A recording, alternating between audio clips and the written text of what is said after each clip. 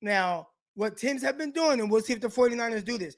At some point, you have to go to a single high, right? There were some people, I heard some podcasts, I saw some people talking like, why do you leave Josh Norman one on one with DK Metcalf? Listen, he's in a bail. Shouldn't let guy get on top of you. At some point, you got to go to a single high. Like at some point, you can't just stay in too high all game long.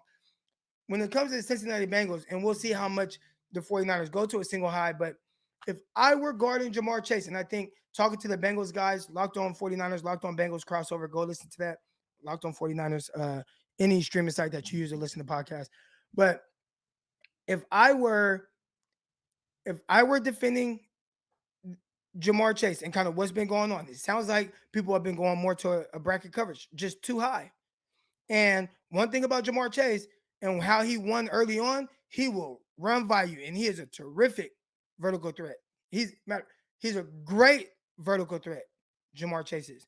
But I've always felt like on intermediate routes, he kind of struggled a little bit to get create separation, and those are more contested catches. If you can kind of limit the deep shot, how effective is he throughout a game? And as we've seen with his production over the last 5 weeks, it can take a hit. If you take that, like, is there a changeup? Is there another way that he can win? I think that's what they're going to have to figure out throughout this game. But that's going to be one of the keys to me with the 49ers.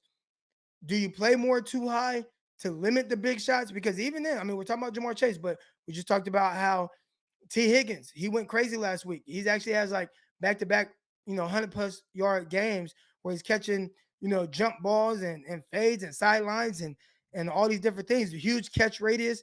I think that's something that can worry the 49ers a little bit.